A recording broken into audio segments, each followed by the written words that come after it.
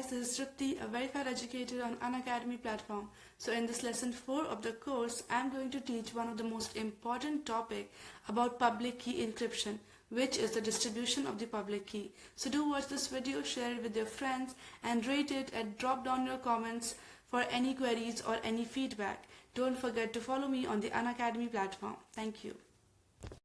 Hey guys, this is the 4th lesson of the public key encryption course where I'll start off with the distribution of public key topic. One of the most important topics that are asked in exams. You get questions on a particular scheme or all the 4 schemes. Now the figures are again really important, so do take them seriously. This is part 1 of the course where I'll teach the first 2 types of schemes for distribution of public key. I am Tripti, your verified educator, a computer science engineering undergraduate currently living in Bangalore. And for this particular course, I am here to teach you about the future of our technology, which truly lies in security, right? Other than computer security, my interest also lies in cloud computing, artificial intelligence, and R programming. So do follow me because I'll try to make videos on these topics as well. So let's look at today's agenda. Like I said, I will cover 2 important schemes today. The first is public announcement and the second one is the publicly available directory. So what is public announcement? Now, as the name suggests, the whole point of public key encryption is that the public key is public. So if there is some broadly accepted public key algorithm such as RSA, any participant can send his or her public key to any other participant or broadcast the key to the community at large. Now, if you don't know what the RSA algorithm is, don't worry. I will be covering RSA algorithm in depth in this particular course itself.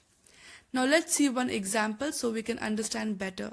So because of the growing popularity of PGP, which stands for Pretty Good Privacy, which makes use of RSA, many PGP users have adopted the practice of appending their public key to messages and then sending that message to public forums. Now these forums can be Usenet news groups or internet mailing list. Now although this approach is convenient, it has a major weakness. Anyone can forge such a public announcement, right? Now what does this mean? Some user could pretend to be user A and send a public key to another participant or broadcast such a public key. So all the messages that A would have got is now coming to the intruder, right?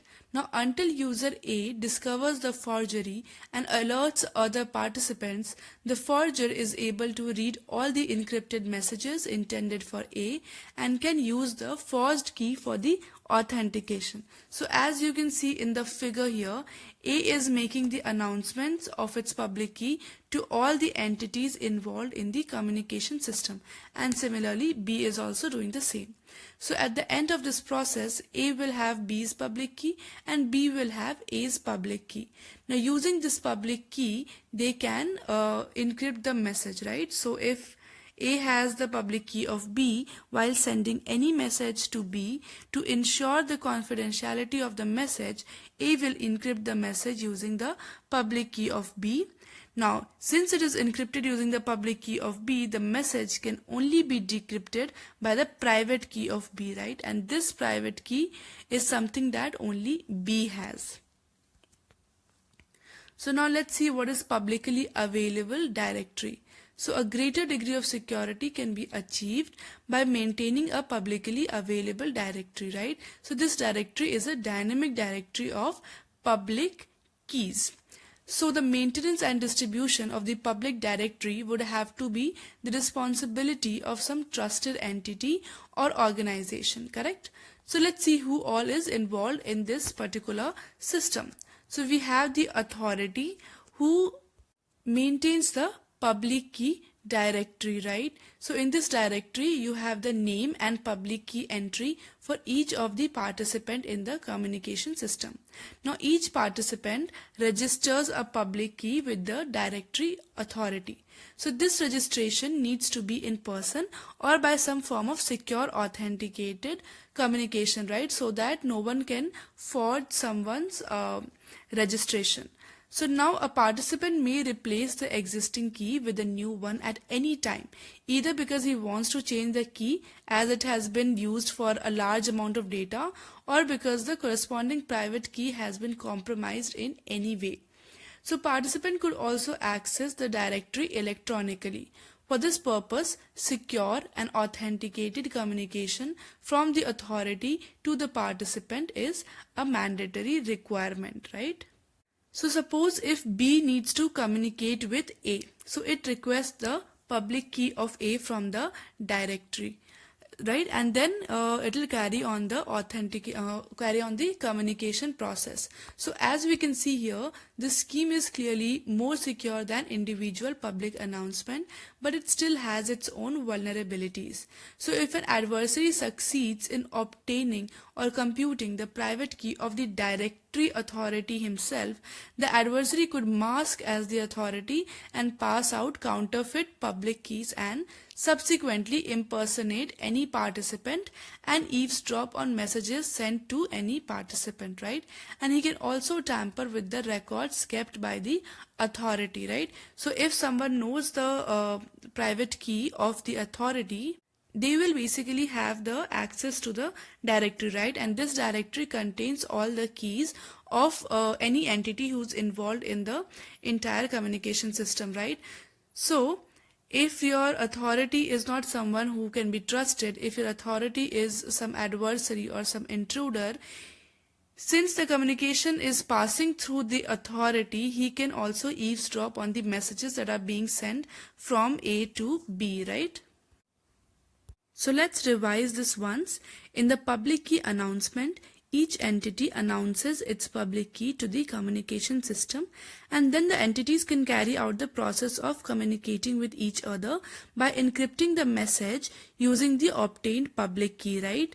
So in case of publicly available directory, all the entities of the communication system register their public key with the directory, right? So all the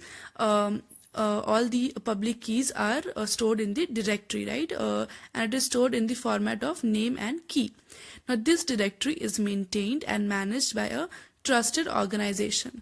So if A wants to communicate with B, he would send a request to the authority so that he can get the public key of B.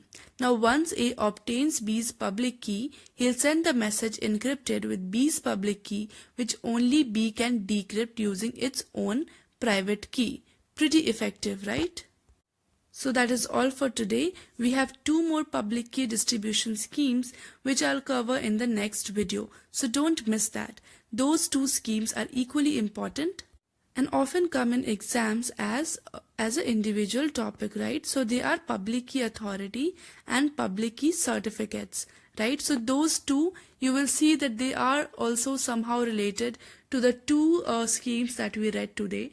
So these 2 form the basics, and in order to improve or improvise on the entire concept of these 2 schemes, the public announcement and the publicly available directory, we have 2 other schemes who improve the security of the entire system, right? So thank you so much for watching this video.